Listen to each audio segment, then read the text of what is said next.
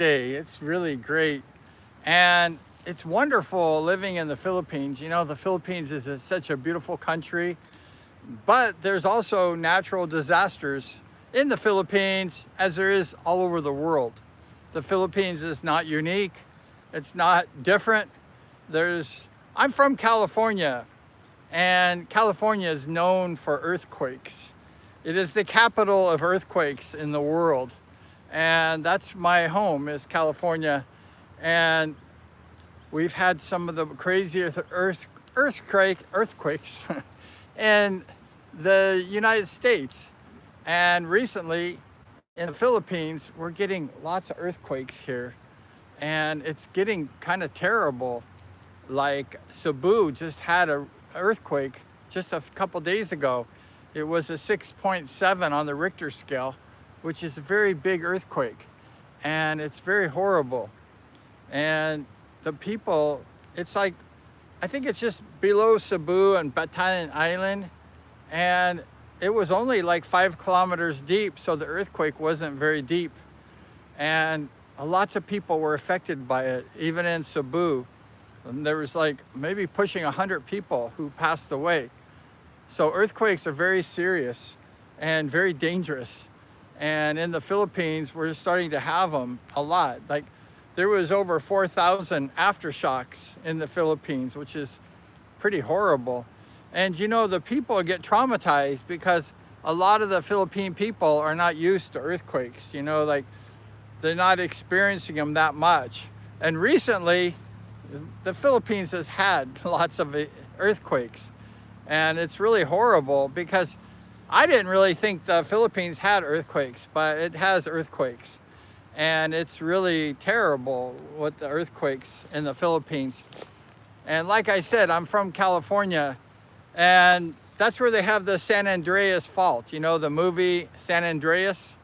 Well, it's right by my house in California where I grew up, had my business for a long time. And we experienced lots of earthquakes in California. But most of the earthquakes in California were like at 3 o'clock in the morning. And so we're like sleeping in bed, and all of a sudden, boom, the earthquake hits and the bed starts shaking, and everything starts like getting wild. And you're like, I've had 1,000 of these things. These are earthquakes. But in the Philippines, a lot of people aren't used to it. And also, the earthquakes are at different times in the Philippines. Now, the last earthquake, the big one we had a few days ago, was only around 10 p.m. And that's very early because, a lot of people are out, and they're out doing sports, they're out shopping, they're outside at 10 o'clock at night, especially in the cities. And this earthquake, it was centered off of Cebu, like I say, at Batayan Island, about 5 kilometers deep. But a lot of the people, hello, how are you? I'm doing good today. We're talking about earthquakes today. We have these terrible earthquakes in the Philippines, and I hope you're doing well. And that's right. It was is it Tapia, Cebu? That's horrible. The people were really suffering. And in the Philippines, there's a government like relief fund for disasters. And I hope you're doing well. And these people need help. And also, it's important that people in the Philippines, all of us, everyone in the Philippines, be prepared. Because they say the big one is coming through Manila to Luzon, going up. There's a big fault, and it could hit the city of Manila, like BGC and stuff like that. And that would be horrible. There'd be lots of lives lost. So it's always good to be prepared. Yeah, be prepared. Yeah, the Philippines is a great country. It's just a wonderful place. But we've been getting hit with these earthquakes, and we have to be ready for them because these earthquakes can hit any time. And like I say, there's a big fault line running right through Manila, right through the town. And there's lots of big skyscrapers, right, in Manila and the big cities. It could be devastating. And We know in Cebu, there was a lot of damage and in fact, loss of lives. They had a sports complex that was recently built and people were at maybe a soccer game or something. They're at a sporting event and the roof or something fell down and killed a whole bunch of people. That's horrible. And hello from the Philippines. We love the Philippines, right? It's a great country, but you know, disasters, you know, hit this country. It's really sad. And it hit like the Cebu area and it went all the way around. Like I think Dumaguete must have felt it and Negros, I'm sure felt it because it's over near the fault line over there. And then it came all the way to Aklan and the Pinoy Island over by Kalibu. The schools were shut down and all these places the following day. So there was lots of like damage, and I guess it was raining in Cebu during the earthquake. And I saw pictures of a lot of these poor like children with bags over their head while in the rain, and they're like sleeping out in the streets. And I thought all the barangays here in the Philippines, they have shelters for emergency. So I don't know why these people were allowed to kind of like camp out on the streets. These poor people, you know, lost their homes and they need to be in a shelter so they could have food and water and be taken care of, not sleeping in the streets with bags over their head. That's not cool. So anyways, yeah, I think Kalibu got hit, and I heard reports that the earthquake hit all the way towards Kalibu. So that was pretty horrible. And that was a big area because a 6.9 earthquake is almost 7, right? And 7 is horrible. I mean, if you have a 7 or 8 or 9 Richter scale earthquake, that's devastating. And this was close to 7. So we're talking about a big earthquake. And a lot of my friends, they messaged me from all over the world, England, Europe, Americas, and they asked if I was okay. But thank goodness I didn't get affected by the earthquake. So I'm very happy. But a lot of people did. And it's very sad, you know, for the people that got affected. And did you guys get affected by it? And it's, you know, the earthquakes can happen at any time. And a lot of people, like I say, lost their life in Cebu area in that sports complex. It just fell down and a bunch of people perished in the rubble from the collapse. And I heard the sports complex was fairly new. So it wasn't like an old building. It was a fairly new structure. And some of the barangay halls crumbled and exposed some not good things about the construction.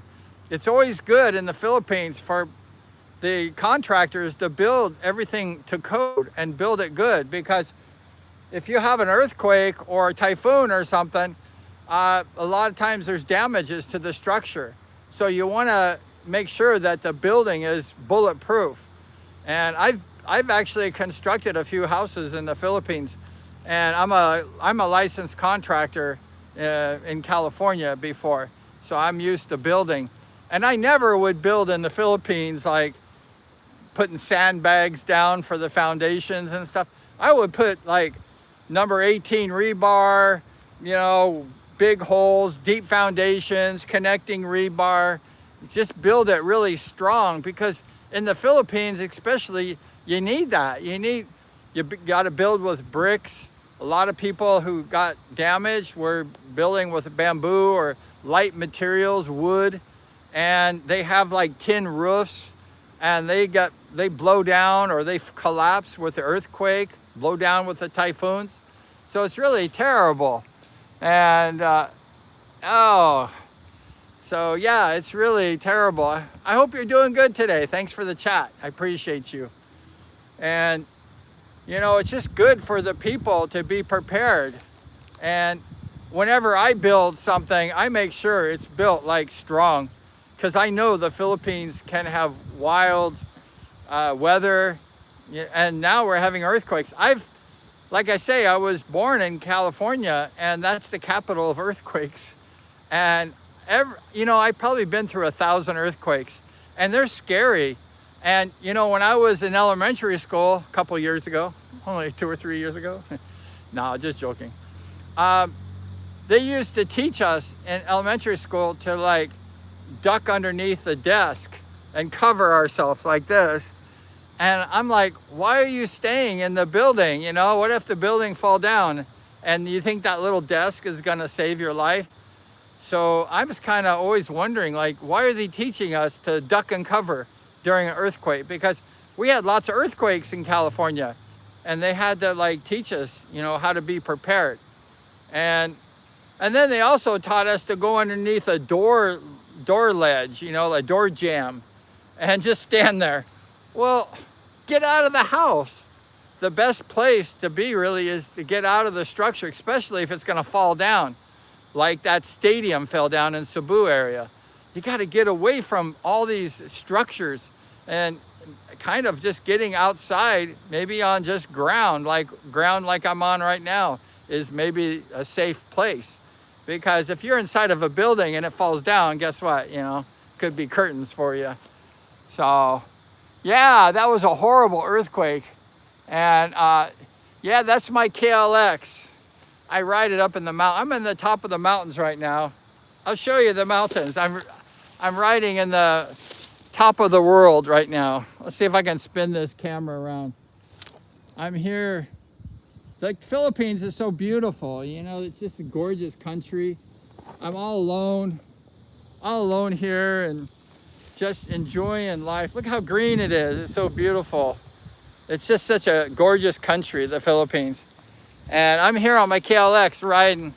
I got my gloves on, I got my riding boots, and I'm just hitting the trail. A lot of my friends, they got to work all the time. So I'm retired, so I just like have fun, you know, go riding. I've ridden motorcycles all my life, and I retired from construction and also motorcycle racing in California. So I have a couple of laps on a motorcycle. So I feel pretty good, you know, mostly on a motorcycle, alone. But you got to be careful, right? You got to be careful at all times, whether you're a foreigner or Filipino. It doesn't matter. You know, we can perish in earthquakes, typhoons, floods, you know, anything, you know, things can happen. So we must always be ready. That's why it's important for people to, yeah, the KLX is, you know what, I have to tell you real quick. Stop, time out, and basketball, time out. The KLX is perfect for the Philippines. So if you're in the Philippines and you like the dirt ride and stuff, the KLX 140 is really good. I'm a little bit larger guy than, let's say, average Filipino. And it's fun for me. And it's perfect size, really, for a Filipino guy, like 5'7". And it has the wheelbase of a big bike, but it has a shortened frame. And it has a high ground clearance. So it's a perfect bike for the mountains. And I have big bikes. I have a Husqvarna and a CRF Honda, and they're big. And they're heavy, but this little bike, this little KLX, it's nice because if I fall down or something, I can pick it up. You know, it's a light bike basically. It's about half the weight of a big bike, so it's a lot easier to maneuver and handle. But it has pretty good power for the mountains. And I have some foreigner friends that want to come and go riding with me and buy a motorcycle. And I told them, buy it like a KLX like this. You'll be happy. We'll put a new pipe on it. The stock pipe sucks. It's not that good. And we'll put a nice large carburetor on there so it gets lots of gas so that it goes good. And you'll be off to the races. It's nice. So it's really cool. And it's a perfect bike for the Philippines. So if you're thinking about buying a bike, a dirt bike, and you could be a foreigner or Filipino, it doesn't really matter. The KLX 140 is so cool. You know, I'd like to have two of these. They're so nice. So, I mean, it's cool. I like these better than the big bikes. But the big bikes, I like riding at the beach. You know, if I'm just chilling, like going fast and riding in the sand and stuff, or like open trail where it's really kind of open. The Husqvarna and the CRF is cool. But my CRF, it's a 300. It's not the 150. and I use it for like riding around like on the street bike. And then the Husqvarna is kind of a production race bike. It has like 50 horsepower, very fast. So I don't need 50 horsepower when I'm in the mountain. I just need to get up the mountain, and it's fun. So it's cool. And like I say, get a KLX 140 if you want a cool bike, because it's perfect size for everybody, and it's just light so that if you have a crash, because when we go riding, sometimes we're riding all day and we're very tired. We're hot, we're sweaty, sometimes we're out of water. So a lot of times I'm out of water. I'm like dying, I need water. Like, I dehydrate fast. And the Philippines so hot, you know, it's like Hawaii, it's very like humid. I'm sweating right now. And you need lots of water. And so if you go riding in the Philippines, you bring lots of water, because it's humid and hot. And you know, it's really horrible when you run out of water and you're got another like 3 or 4 hours. I was on a ride up here in the mountains with some guys. I ran out of water and I was just like dying. And these guys, these Filipino guys, they're crazy. You know, they just go up. This is wild area, and this is really wild area. And these Filipino guys, they go up these mountains like raw. You know, they just go straight up, just blazing trails. And it's crazy, you know, like it's dangerous and it's scary. And if you have no water and you're really like dehydrated, it's really bad, because there's lots of brush in these mountains, and you think that you're putting your foot down, you know, on ground, and then you put your foot down on the ground and then it's a cliff and you fall down like, woo. So it's very crazy. And there's no trails on a lot of these mountains. So you're just like plowing through the jungle, like, and it's very scary. I don't know. I'm used to just riding kind of normal trails, but the guys in the Philippines, they like to get wild. And I'm kind of like, I can do it, but it's kind of like scary. And last time I went on, I put my foot down and I fell. But luckily I had this KLX, and I was able to kind of maintain, you know, get myself up from the ground. So that was good. But getting back to earthquakes, earthquakes. Yeah, the earthquakes are severe. And like I was starting to mention, you got to be prepared. And that means, you know, having canned food in your house. I know life is hard, especially for Filipinos. So I'm not trying to be insensitive or anything. But try, if possible, to just get a little bit of food extra in the house, and extra water. Maybe fill up a 5-gallon bottle of water and have that set aside. And just have a little bit of food for the typhoons or for the earthquakes. Because in emergency, maybe the government will help you, hopefully, but it may take time. It may take days for them to get the relief to you. So make sure that you have enough food for a few days for your family and for yourself. That way, you know, you won't like have a real big problem. And, you know, people in the Philippines are really good, you know, like they'll try to help out in a major disaster. But a lot of times there's, like where I lived a few years ago, there was a lot of flooding, and I had to like sleep sort of in an open area, and I was cold and shivering, and there was nobody to help me. And I was kind of like in construction and stuff, and it was horrible. So sometimes there's disasters that don't get national attention, that you have to take care of yourself, like a flooding where, let's say, thousands of people are being affected. So make sure that you're prepared, that you have a little bit of extra supplies. And if your canned food is expiring, eat your canned food and buy some more in your stock, because it's very important to be ready. My friends used to always say I'm like a Boy Scout. I used to go to like a lot of sporting events when I was in the US, and I'd bring a big ice chest full of foods and drinks and stuff. And everyone would like say like, you're really prepared, because you have to be in life, whether you're going on a camp out or a sporting event, or a natural disaster. You have to be ready for anything.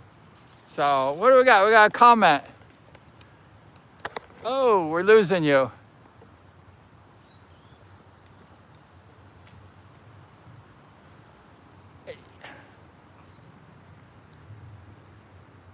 I'm having a hard time reading your comments. I'm sorry. I probably need my glasses. I need glasses to read a lot, and I can see really good, but when I'm reading, it's like really hard. I'm sorry. But yeah, so thank you for your comments. I appreciate you. And we're live here in the mountains in the Philippines, and it's just gorgeous. You know, we had a big rainstorm today. It was sunny, and then we were doing wash today, and then all of a sudden, like a typhoon rain came, and then now it's sunny. It's beautiful out. Look at this. It's gorgeous. It's just blue skies, very gorgeous, and it's really nice in the Philippines. And then maybe the rain will come, and it'll be rainy. So if the rain comes, I get out of here. Because I've been in the mountains like this and in the jungle and when it's been raining and stuff. And it's really like, it's crazy. And you want to get out of it because it's dangerous. So you want to always protect yourself and not put yourselves in harm's way, because, you know, we don't want to get hurt, right? We don't get hurt. But the earthquakes in the Philippines are coming now, it seems like. I experienced one earthquake. A few earthquakes actually, and Iloilo has a lot of earthquakes too. They seem to get hit, and I remember one time I was in a house, and I could just hear the earthquake coming. It was like the rumbling, like, and then the earthquake came, and boom, you know, the whole house shook, and I was like, dang, that was like the earthquake, you know, hunting us down, and I never heard that before.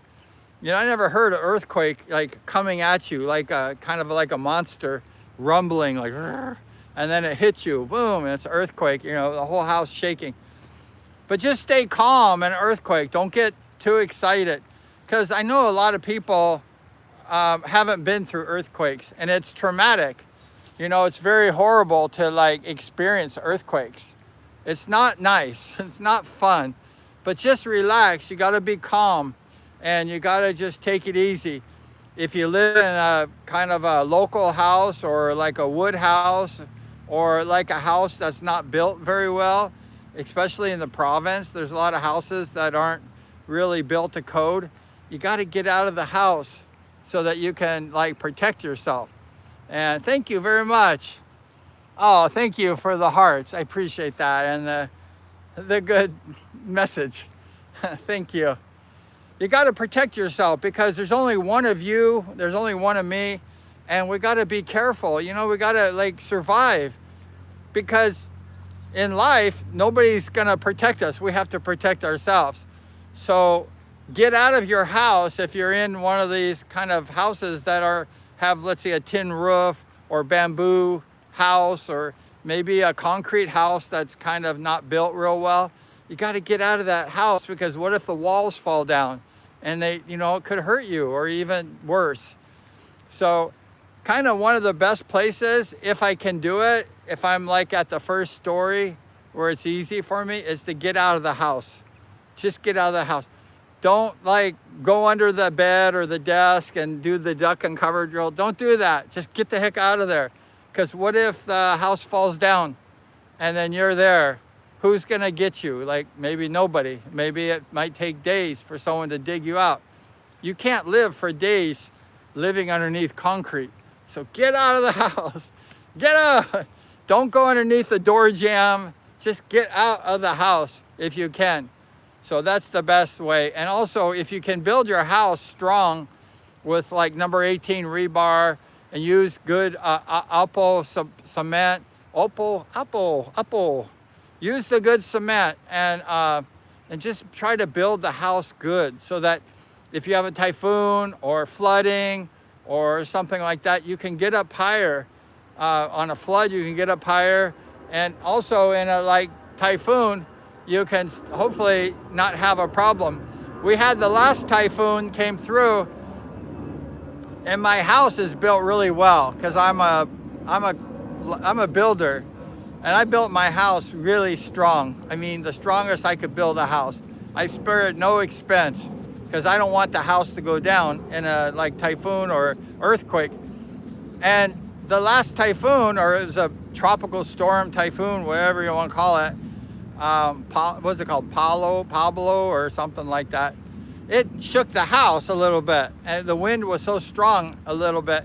And I'm like, dang, this is very weird because I never have my house shaking. Even, I haven't had a lot of earthquakes, I think, where I'm at, but you got to build your house really good, and you got to think safety because, things can happen.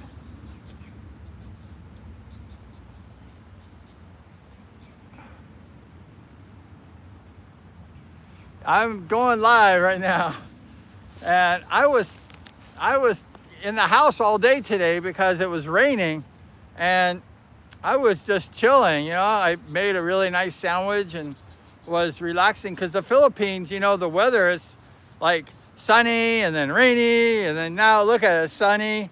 So the ground's a little bit wet, but in the Philippines, the weather changes so much, and I guess they have that paint called rain and shine. Rain and shine, shine and rain. I like the paint too, but not in the rain. And it's really wild. And yeah, thank you for your comment. I appreciate that. And just take it easy, in the Philippines, and always be prepared. Like I say, nobody's gonna save you. You have to think like survival, like that's how I think. I think of like, how can I survive best? I've been in the ocean in the middle with sharks, and I'm thinking like, what's the best way?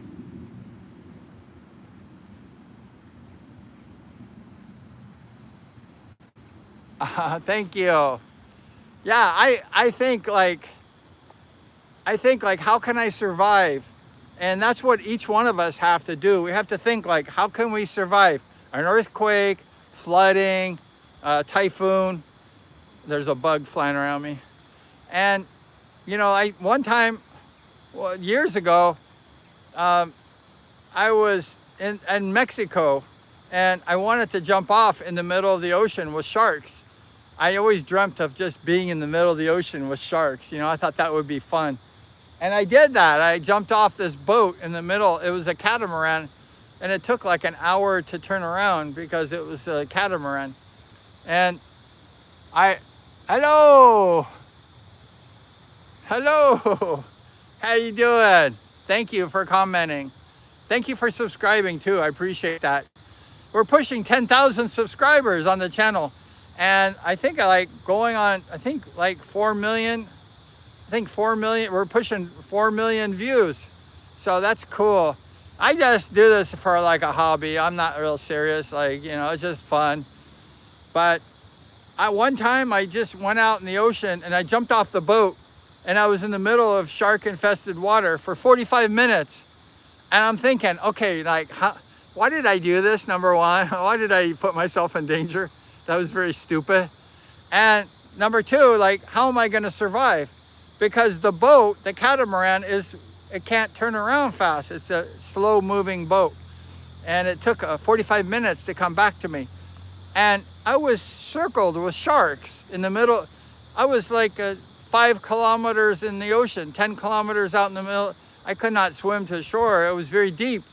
And I was stupid, I was kind of like younger, and I was dumb. And I thought, just play dead, just float in the water and just chill. And I'm just sitting there thinking survival. And the sharks were swimming around me. And I'm like, okay, Bryan, don't panic. Because the minute I start splashing and the sharks are gonna bite me. So I played dead, and I just chilled, waiting for that boat. Like, come on, it's been 30 minutes. There's another 50, come on, I need you here now. And when you get yourself in a position that's not good, which I did, I won't do that again, so I already did that. But you have to think survival. So that's important. And earthquakes, typhoons, flooding, you have to get to higher grounds and flooding. You can't be down low where maybe you can drown. If there's a tsunami, you got to get to the higher ground so you don't get affected. Don't go to the beach. Get away and go in the mountains. I'm in the mountains right now. Come to the mountains. And so always think of survival, because nobody's gonna protect you really in an emergency. You have to protect yourself. So always remember to be a survivor. Don't be a statistic. Don't be like one of those people that like,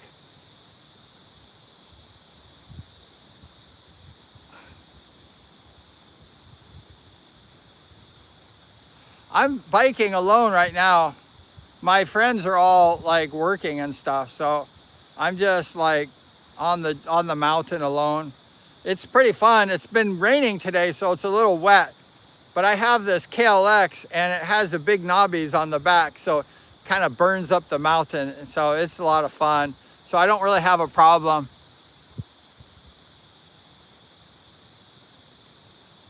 Thank you. You like the story? Yeah, that was the shark story. I got another story. You want to hear that? I got another one.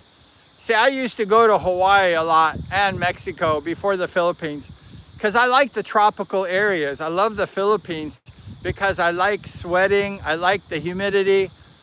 I don't like to be cold. I like to be hot, you know? I like to be hot. No, just joking. But I like to be warm. I don't like to be cold. I hate like the snow.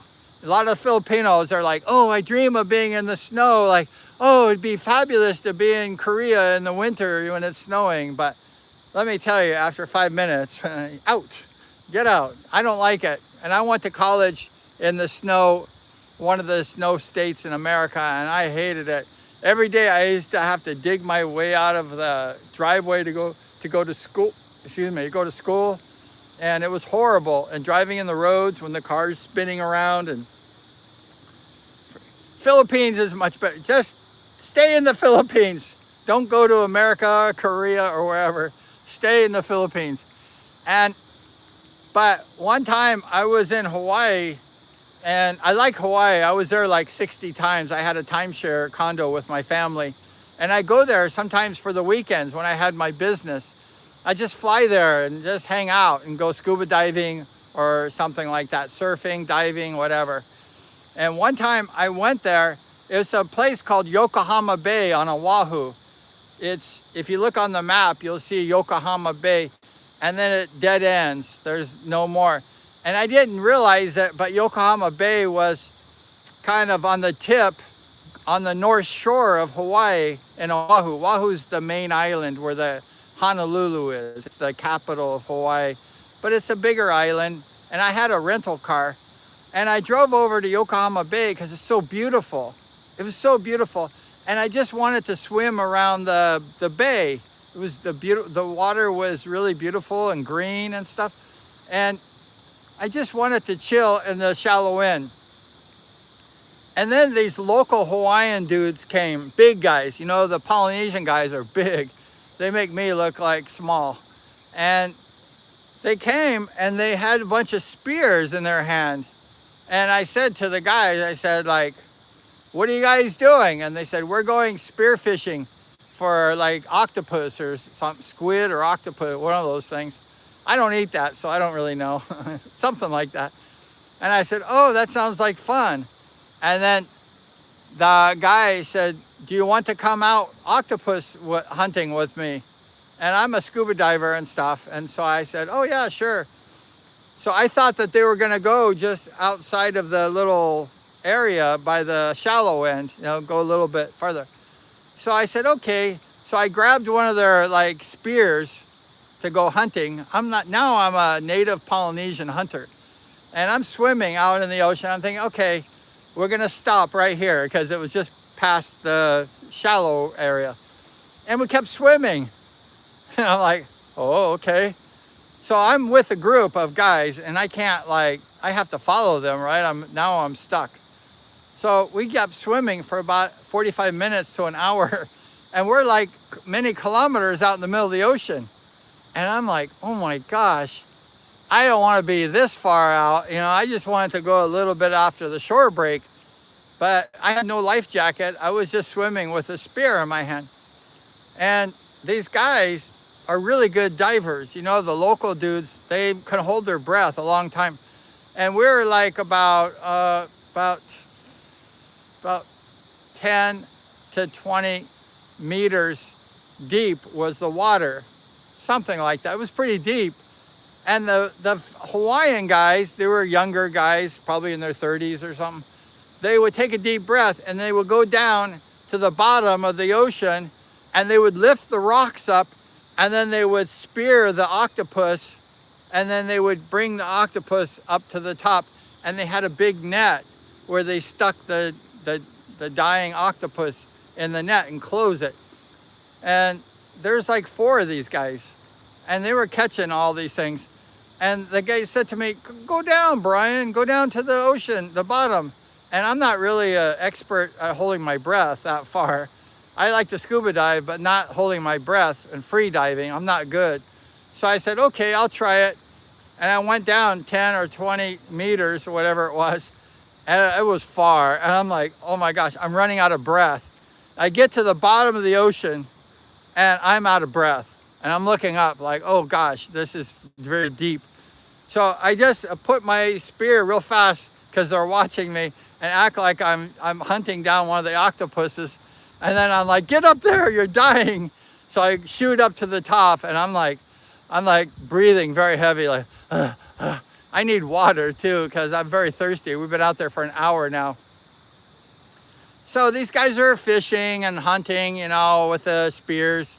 It was far. I didn't know it, but it was at the end of the island, if you look on the map at Yokohama Bay, and then it stops, the road stops, and then you have to go all the way around to the North Shore. That's where all the surfing and stuff is. But I didn't know it, but that's where all the sharks hang out, is on the North Shore. That's like the home of the great white sharks.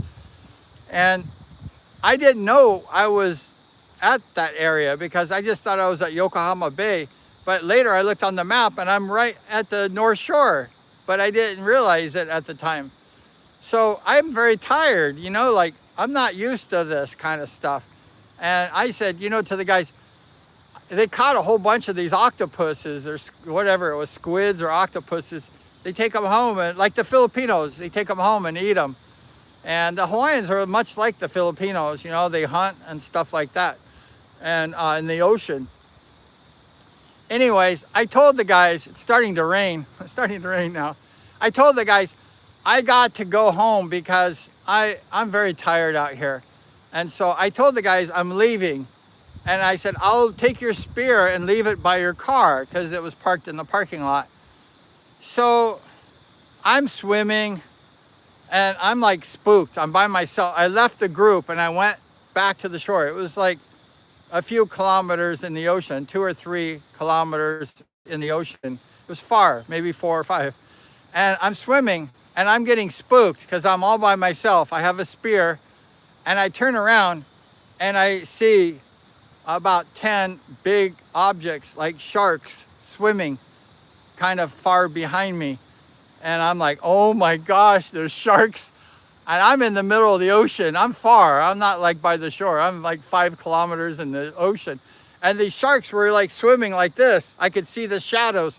And they weren't next to me, but they were close enough. And I'm like, oh my gosh, swim faster. So I'd swim like a little bit and then I would stop thinking, what if they came after me? I'd have to fight. As I'm a fighter, I will fight. I'll fight to the death if I have to. And I was prepared because I had no choice, that or die. You got to be a fighter. You can't just be like, weak. You have to fight for your life sometimes. So I turned around and the sharks were getting closer, but they weren't coming after me. So I'm like, oh, good. So I kept swimming. And then I would turn around and I'd still see them and I'm like freaking out. I'm like, oh my gosh. So I finally got to shore after like a half hour, 45 minutes. I'm scared. I'm by myself in shark infested waters. And the North Shore is full of sharks. It's full of sharks. It's very serious shark territory. I didn't realize it. I was very stupid. And so I put the spear by the car because I like to be honest and give it a spear back. And I went home. So I'm thinking, oh man, that was a scary experience, man. I'll never do that again. So the next day, I'm at my timeshare condo and I bought a newspaper and I'm reading it. And the second page or whatever, it said, shark attack at Yokohama Bay yesterday. And I'm like, wait a minute. I was at Yokohama Bay yesterday. And it said, a group of divers were attacked by a school of great white sharks. And the sharks were after the octopus. So these guys were fighting the great white sharks. And the guys I left, thank God I left and I went back because I would have been stuck in a shark fight with fighting for the fish, for the octopus. And there was this big shark attack and I don't know what happened. Hopefully the guys were okay. But I was like freaking out because I was there and I saw the sharks. Thank goodness they didn't attack me. But I would have had to fight, right? I mean, I had no choice. I had the spear and it was very sharp. It was like a knife at the end. It had 3 or 4 prongs. So it was sharp. It would definitely be a fighting tool. But I didn't want to fight. I want to get out of there. I'm like a fish out of water in the ocean. You know, the sharks are fast. That's their home and that's not my home. So anyways, yeah, it's crazy. Especially when you're in the ocean with sharks. Do not ever do that. Don't do that. I know it sounds like fun and stuff, but it's scary as heck. And you feel you feel like naked because these guys can eat you and you're like swimming in their turf. And we don't, as humans, we don't really we're not really meant to swim. That's not our first, we can run, but we can't swim, very fast. So I realized that, these guys got attacked by a school. There must have been 10 or 15 sharks. It wasn't one, it was a whole bunch of them. And I'm freaking out. And I'm like, I'll never go back in that water again. And so these guys hopefully lived and survived. The paper didn't say they died, so hopefully they're okay. But they're fighting for their life with these sharks. And they were deep, like maybe 2 to 5 kilometers in the water. In the ocean. It was very deep. I never free dove that far before. I don't really like that. I don't like that one. So that was an experience, where I had to survive. And I wasn't thinking at the time, this is relating to like the earthquakes and the typhoons and the flooding in the Philippines. Never think of being a victim. If you're in an emergency, don't panic and say, oh my God, I'm gonna die. Don't do that. Fight. Be a fighter. You're a human. You're strong. And you have the ability from God to defend yourself. Always fight. And, live. Do not choose death, but choose life. And that's what I do. And I've been in many dangerous situations. I got more, I'll tell you later. But you got to fight, You got to be as strong and you got to think positive. Don't think like death, but think life and think fighting for your life. Because in life, that's kind of what happens. There's some rain coming. I got to end this pretty soon. But there's a rain cloud coming over here. I'll show you. There's a big rain cloud coming in the mountains. It's coming this way. I don't know if you saw it, but it's coming. But like I say, in life, you got to be a fighter. And don't ever think that you're weak or that you can't do it. Don't go away, rain. Rain, go away. Come back another day. But the rain's coming. But yeah, just go ahead and fight for life. Fight for living. Whether it's an earthquake or typhoon or flooding. Don't be weak. Be strong. And think survival. If you have a family, protect your family. Take care of your family. Take care of all your children and stuff. And make sure they're okay. And make sure that the rain doesn't get us. But yeah, it's been raining on and off all day, but the rain's coming back soon. So I'm going to end this live stream. We're live streamed in the Philippines, the beautiful country of the Philippines. Such a great country. I always tell my Philippine friends they're so lucky to be Filipino because they live in such a blessed land. It's really a blessed land of God. And You should be proud to be Filipino if you're Filipino. And if you're a foreigner, you should respect this beautiful country. And the people are very nice in the Philippines. And you should be respectful of the Filipinos because they suffer a lot through a lot of these calamities, like earthquakes. And so just like protect yourself and be careful and always think of living, think of survival and fight, fight, fight. Like I did with the sharks. I turned around and said, I'm going to fight you guys. I'm ready for a fight. I don't care if there's 10 or 15 of you. I will fight you to the death. I will fight. I'm a gladiator. I will fight. So that's what you should think when it's a life and death situation. Don't give up. Always fight to the death. Fight. And that's the only way to survive, is to be strong and to be like courageous in the midst of calamities, and never be weak and never be scared. Always face dangers head on and always have that success, and you will live and you will be successful. But thanks so much for hanging out with us today. I got some more stories if you want to know, but it's going to be raining and I probably talked long enough anyways. I was going to bring my microphone today and I forgot. So I could have been way back there by the motorcycle. But maybe next time I'll bring the microphone. I just forgot about it. I have a new iPhone 17, so I'm very happy, and it's really cool. And it's not the Pro model, but it's really awesome. But thank you so much for hanging out. Please subscribe, like the show if you like the show. And I appreciate you, and thanks for your comments. You guys are awesome, man. Thank you so much, and thanks for messaging me. I can't read a lot of the comments because like I need my glasses on. I'm blind as a bat when it comes to reading, really. But I wear glasses when I'm editing and stuff like that and reading. But I'm here on a motorcycle ride and the rain's coming. But thank you so much for hanging out. Appreciate you, and appreciate you just chilling with me, hearing about my shark stories. So survive, survive, survive. If you have an emergency, never give up. Never think that you're gonna like not live. Always be strong. Protect your family, protect your children, and protect yourself. But always take care and be the strong one, especially if you're a guy in the family. Always take care of everybody first, and then take care of yourself at the end, and you will be successful. Always have that attitude. Whether it's an earthquake, typhoon, or flooding, it doesn't matter. But we're gonna have a flooding right now. We got rain coming. But thanks once again. Appreciate you. Thanks for your likes, and thanks for your kind words. Appreciate it. Thanks again, and we're gonna see you, of course. We're gonna see you next time. Take care. God bless.